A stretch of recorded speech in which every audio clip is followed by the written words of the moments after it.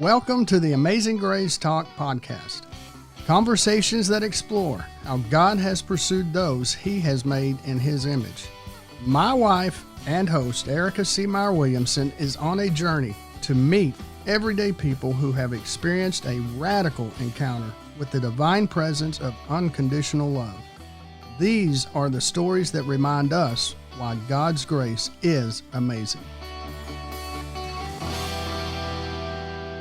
Well, welcome back to another podcast of Amazing Grace Talk. My name is Erika Seamayer-Williamson, and today we have a personal friend of mine on the show talking about the Prayer of Jabez.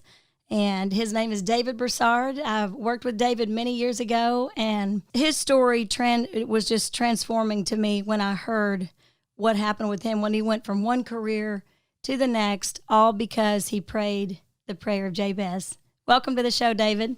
Hi, Erika. Thanks for being here today. Tell us a little bit first just about you and where you're from and things like that. I'm from South Louisiana, one of 8 kids. Grew up in a Catholic family. Left home when I was about 19, dropped out of college, got on the road with a band, and then ended up playing with several bands, played all over the country. And one of my favorite places to play was Dallas, so I ended up in 1975, I moved to Dallas. And while I was there, I started dating this lady who was a hairdresser, and she talked me in to go into beauty school. Really? Yeah. I would have never, ever dreamed of becoming a hairdresser. You're a musician first, and then you went on to beauty school. Yeah, I still played music. I never stopped playing. Yeah. And had a real good run in the hair business for 35 years. I remember in 84, we were the band. I had a band called Refugee, and we were about 2-3 weeks away from signing with Epic Records, and I got radically born again, and I dropped out of the band, and boy, it just everybody was like, "I bet are you crazy?" Just because you know Jesus now doesn't mean you can't go with Epic Records. What's the deal here? Well, the thing is, I knew the direction my life was going, and if I couldn't make a commitment to Christ and keep living the lifestyle I was in. Wow. Yeah. And hitting the big time in the music business, any success of trying to get out of the lifestyle that I was in would have been magnified. I would have been on the highway to hell for sure. Yep. Yeah. Wow. And you recognize that. Now, how did that happen that you were radically changed by God? What was that encounter like? Well, you want to hear a real funny story? The very first acknowledgement in my mind of, it talks about I was blind and now I see. Right.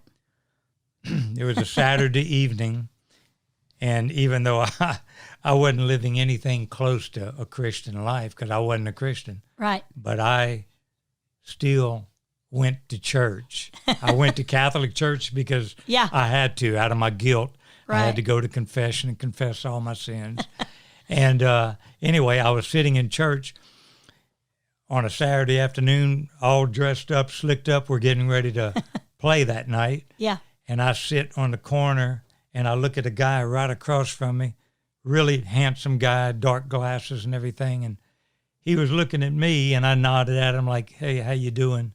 And he completely ignored me and looked back straight. And that just bugged me the whole service. I was like, who is this jerk? You never heard one good word they said. You're like, he doesn't know me. That's right. And then when it came, that's exactly right, because everybody in the church did know me. So anyway, when it came time to go to communion, this guy pulls out his little walking stick. He was blind as a bat. Oh, my gosh. And that was the first time this blind man ever had a thought of, it pricked my conscience for the first time ever. That is amazing. Yeah, a blind man helped open my eyes. That's I love that story. And it's so true when we think that, hey, don't you know me and this and that, and next thing you know, God's using that lesson to open our eyes. Yeah. That's great. Wow. So after that, then what was the next step? When I left the music business, I remember praying to God. I said, if you want me to stand up and cut hair till I'm 85 years old, That's what I'm going to do. Mm-hmm. I mean, I gave my life to the Lord totally and left behind what I knew was going to wreck my life. Right. I walked away from it. I made that commitment, and I started sharing Christ with everybody, all of my clients, and a lot of people going, yeah, this is just another thing you're going to go through, because I had done it all. I had spent hundreds, if not thousands of dollars on astrological charts. I went in, I experimented with Zen Buddhism. I looked in Dianetics, you know what Dianetics is? A little bit. Scientology, the introduction to science. I looked into everything. And finally, when I found Christ, man, I knew I had the goods. And anyway, I wanted to share that with everyone. I wanted to share that truth with everyone. And I led a lot of clients and other people's clients and even hairdressers to the Lord. Yes. Yeah. Yeah, even one that we worked with. That's correct. Yeah. You got to tell me a little bit about that story, and I know Christy, so I know exactly how that probably went with her strong-willed mind, and don't tell me what to do, and yeah, she's amazing. Yeah, she is. So that's awesome that you were able to share that with people. Mm-hmm. So yeah, when I met you, it was at a salon in Dallas, and I think it was soon after that I guess it was the Prayer of Jabez or something in that prayer that you read about, what was it, about expanding your... Yeah, expanding my territory. Okay. And I prayed. It was December of 99, about a month before Y2K. Okay. Everybody worried about the end of the world and everything down. else. I got on my knees and I said, Lord, I want you to give me a new gift for this new millennium coming up. And I said, I always ask for the wrong things. So I don't know. You know what you placed in me. You bring it out. Wow. You bring it out. But I wanted to accomplish three things. I wanted to glorify your name. Whatever you give me, I wanted to glorify your name in all the earth. That's expanding territory. That's expanding, yeah, no matter what. Second, that I had the same passion that I have when I play music. Wow. And I do. I enjoy it.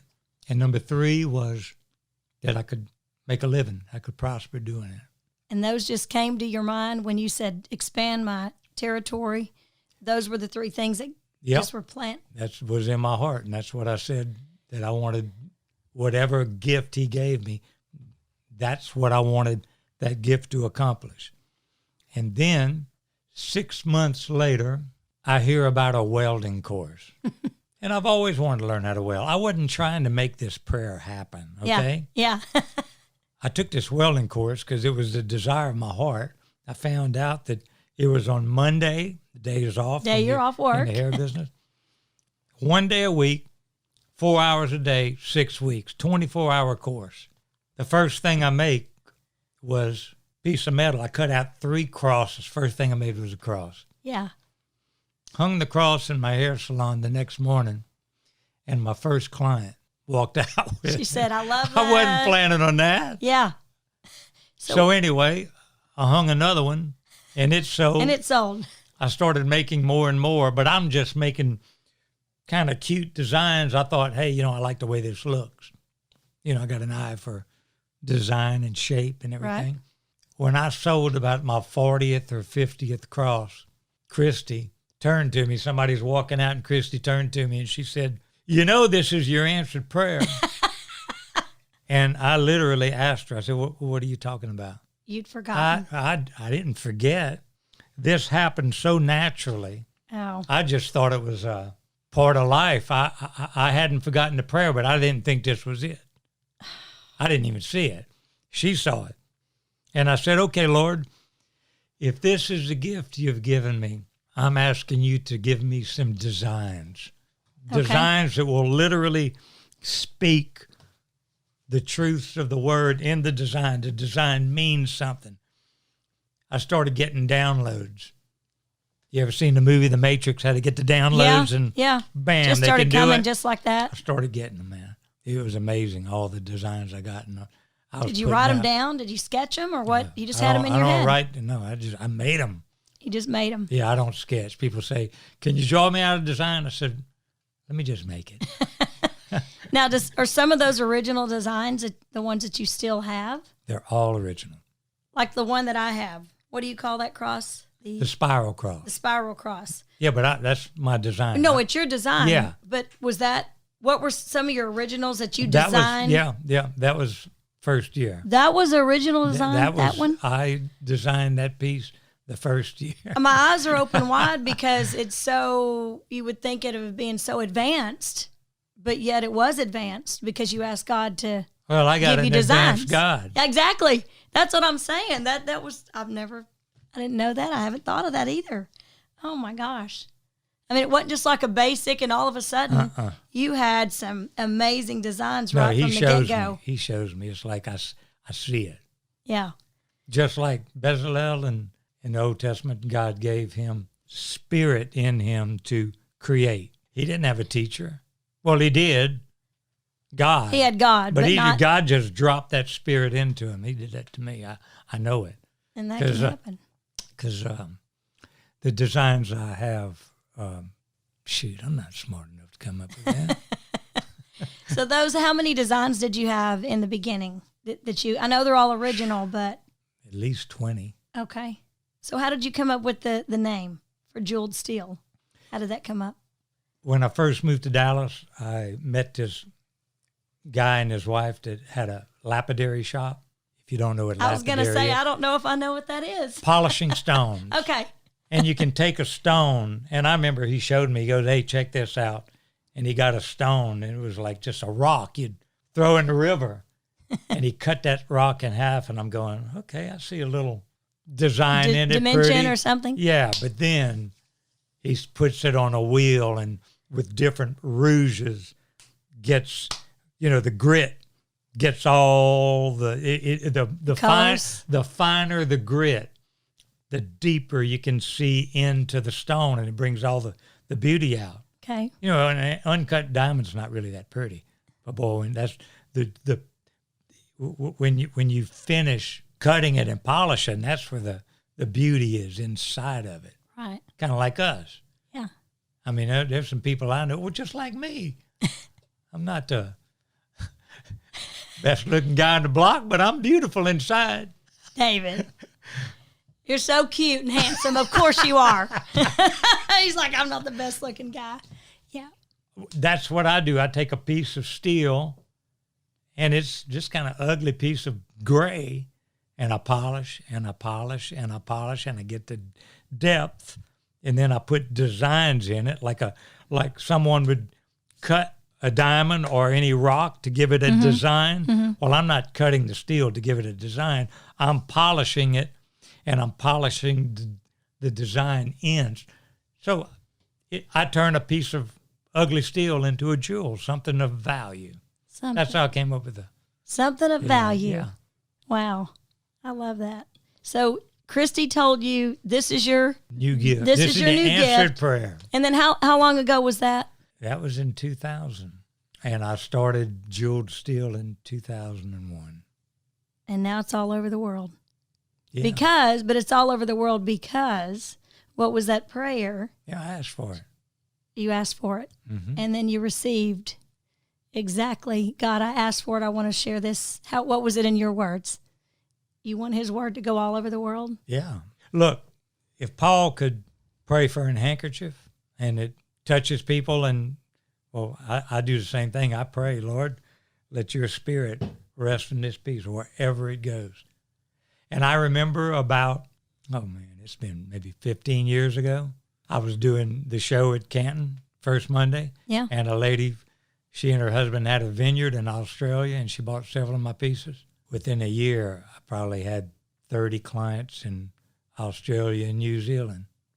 Just from people gifting and sharing and wow. Well, your cross is hanging a lot of my friends' homes all over. There's one in South Dakota and that I know I just sent one for a wedding gift up to Florida. And I thank you for that. You're welcome. But it's so to me, because there's meaning behind each cross, I would much rather give something, especially because I know you and I know what's behind the cross. I've never asked you this, but I'm quite sure those crosses are prayed over. They are. I know. Every time. Yep. And I know that it's going to bring just joy and abundance and happiness through that prayer. I feel that. I will say that, talking about all over the world, Church of England was looking for a cross for one of their schools. And they had a few people looking, and it took them 1 month to find me. Wow. But anyway, they found me, and I made one for them, about a 4 or 5 foot piece. And then they liked it so much, they ordered another one for another school. Yeah. Yeah. I want to hear, it was something you were telling me about praying for people when they saw what you were doing and saw what you had done with basically changing your career because God, not because you just went out and said, hey, I'm going to create something with steel. It was directly from a prayer. Mm-hmm. And then people saw that in you and said, what is it? And how did you even do that? And then you praying over those people. I'd love to hear a little bit more about that. When I do shows, I really concentrate on connecting with people. It's not about the sales. Right. It really isn't. It's about making a connection with people. And I've had a lot of people just remark, man, I wish God would give me a gift like that. And I always ask them, well, have you asked? Well, no, I haven't. Yeah. You have not because you asked not. You want to pray about it right now? Yeah. I bet they're like, right pray. now? Yeah, yeah. And so you just pray over them right then? smack in the middle of everybody. And then... And we're not whispering either. Yeah, we don't have to whisper the prayer and hide that prayer. So you're literally leading them, helping them, and guide them to some new possibility that God has for them that they never even knew how to ask. And quite a few have written me and said, hey, remember? Look what I'm doing now. Yeah. Yeah. Well, I remember when I was in your studio in Dallas and something came up about Jabez because I had read that book, read the prayer, and when I started praying that prayer, things started changing. People started coming out of the woodwork to me, 2 and 3 people a week, and then, just that I was speaking into about things that I had grown through. Mm-hmm. And when you told me that, I couldn't believe it. I was like, he prayed. Just kind of have that in common and to see how God works in that way was really incredible because that's really my whole, mostly, even with the retreats and everything, is helping people see and know how to ask and receive what else God has for you. You may, do something well. And like I know, you were a great hairstylist. You're a great musician. But it's not so much, people get hung up on, this is what I am, this is who I am. Yeah, and what you do. They don't understand. Well, you have to know who you are in Christ because, look, let's just get real. If I look at old pictures of myself in my rock and roll days and look at myself now, I could get depressed. But I don't because it's a new season in my life. It's look, if he can create a different fingerprint and a flower, how many pollens, thousands and thousands of pollens are on a single flower, and yet there's no two alike in the world. Yep. He's creative. He can give you something. All right. Since we're talking about this prayer of Jabez, we're going to read a little bit about what the scripture actually says. Okay. It says, Jabez was more honorable than his brothers. His mother had named him Jabez, saying, I gave birth to him in pain. Jabez cried out to God of Israel, saying, Oh, that you would bless me indeed and enlarge my territory. Let your hand be with me and keep me from the evil one. And God granted his request. And I did see another version that said he didn't want to hurt. He didn't want to cause pain. May not cause pain, right. And I think that may even be in Bruce Wilkinson's book, The Prayer of Jabez, because that was the little book that I read. And speaking of scriptures, it's 1 Chronicles 4, 9 through 10, if you want to look it up. It talks about causing pain. When I was 8 years old, I was hooked in pornography. Okay. And I was hooked major. That's all I thought about. I mean, my mind as a young boy, I was reading all these books and everything and wanting to see the world, and all of that was ripped out from under me. And I caused a lot of pain in a lot of people's lives. Wow. I have to say that probably more than anything, more ministry that I've done in the last 20 years, it's amazing. Guys will come up and I'll just say something. And all of a sudden it's just like cracks that outer shell and they'll go, wow, can I have your number? Could we talk? And I have a lot of men who have called me, and I still communicate with many of them and help set them free from that bondage, because that's a real painful thing, not just the one you're causing pain to, but living that lifestyle of just taking. It's from the pit of hell. There's no life in it. Feels good for a few moments, and it's over, and then you're full of guilt and shame. Mm-hmm. But the thing is, you can't talk about it unless you're set free from it. That's right. And you can be set free from it. And if any of you listening right now want to talk about it, you can go to my website and contact me. That's right. And I'll put your information in the show notes as well for them to be able to contact you on that. Now, I have a question. The men that you were just telling me about, is it something that you said that they felt comfortable then to open up to you about it? Okay. So I always throw something out. You throw something out. I'm fishing. Yep. I'm a fisherman. Yeah. And then they just open up. Yeah. And you see they're passing by, so it's kind of like on the fly. I'm a fly fisherman. Mm-hmm. It's the spirit of discernment, and how that happens. Yeah. How can you tell me how, if you at 8 years old, how long that went on, or if you don't mind telling, or how you broke free of that? Was it not I don't mind telling you. Well, you break free. Look, a lot of people think, okay, I'm a Christian now. Everything must change. I'm a new creation. Yes, you are a new creation, because your spirit man was dead and now it's born again. Mm-hmm. And that will never be unborn again. But we still have this body. We still have this mind that has to be renewed by the washing of the water of the word. And I tell men, it took me 50 years to completely be set free. And it's possible to go faster. Didn't for me. I mean, it wasn't like I was absolute. No, when I got born again, those chains were broken. Yeah. But still, every so often, I'd fall back into it. You know what? And you hear all these preachers, well, maybe not so much preachers, but people preaching, grace, grace, grace. You can do anything you want. Grace, you're covered, no problem. Maybe you are, but your life is living hell. That's no good. Yeah. Who's going to want to follow your Jesus if you're not free? I mean, if he can't set you free, that's no power. So true. That is so true. Yeah. I just can't even imagine. I love that you just... And that's why I can talk about it, because I'm free. Because you're free. Because if you're not free, you're so heaped with guilt and shame, you don't want nobody to know about it. Mm-hmm. No one. Do you speak with men on a regular basis about it? All the time. All the time. Yeah. David, I'm so grateful that you took the time to be one of my first guests on the show. Your story, just in your walk with God, I always describe you to people as, when you talk to David, it's like talking to a prophet. And I don't really mean like saying like a prophet.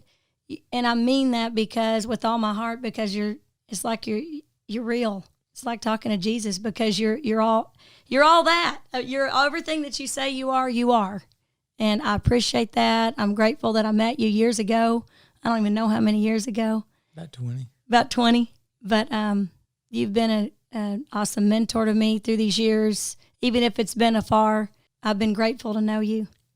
And I'm so happy that you came today. Is there anything else that you would like to share with us today? I'll definitely put all your information in the show notes and your website and everything, a way to get in contact with you. But was there anything else you'd like to share? Yeah, there's one more thing. Okay.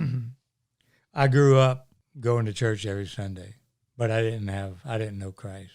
And whoever's listening to this, may have been in church every time the doors are open, and you might have a real bitter taste in your mouth and you don't want to have anything to do with it. I would encourage you to take another look, get away from the religion, and really find out who Christ is yourself. Because I can guarantee you that if you will open the Word yourself, I'm not talking about listening to a preacher, although there are some great teachers out there you can learn a lot from. But if you'll open the Word and let the Holy Spirit teach you, if you really have a humble heart and really are seeking the truth, God will speak to you. He'll find you. So true. It is so true. If you get turned off to religion, so am I. And so am I. I hate religion. Religion kills. Mm-hmm. You know, but that's the secular world says religion kills, and it actually does. But a relationship with Christ Jesus doesn't kill; it gives life. Gives life. Yeah, absolutely. Yeah, all the rest is religion. Only Christ is a relationship. So true. Thanks for sharing that part. That was perfect.